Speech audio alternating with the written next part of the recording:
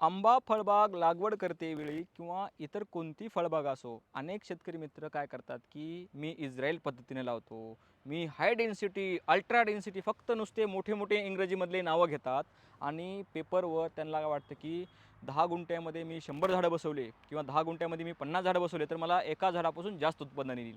पण शेतकरी मित्रांनो काय असतं, की झाडाची वाढ ही त्याच्या जातीवर डिपेंड असते.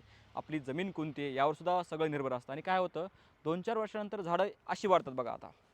त्यामुळं काय होतं की एकूणमेकाच्यामध्ये फांद्या गेल्यामुळं झाडाला पूर्ण पद्धतीमध्ये सूर्यप्रकाश भेटत नाही.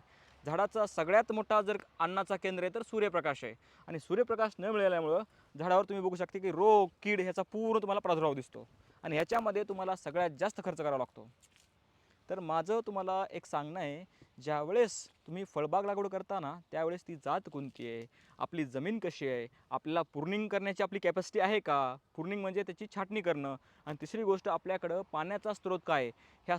ह्या सगळ्या गोष्टी बघून जर नियोजन केलं, तर हमखास फळबाग ही यशस्वी होते. नाहीतर काय होतं, की फक्त खिसाच रिकामा होतो, आपल्याला काही भेटत नाही, ना झाड चांगलं होतं, ना आपली आर्थिक परिस्थिती चांगली होते. त्यामुळं ज्यावेळेस तुम्ही पुढच्या वेळेस फळबाग लागवड करायचा विचार करता तर डॉक्टर ग्रीन इंडियाला अवश्य संपर्क साधा. धन्यवाद.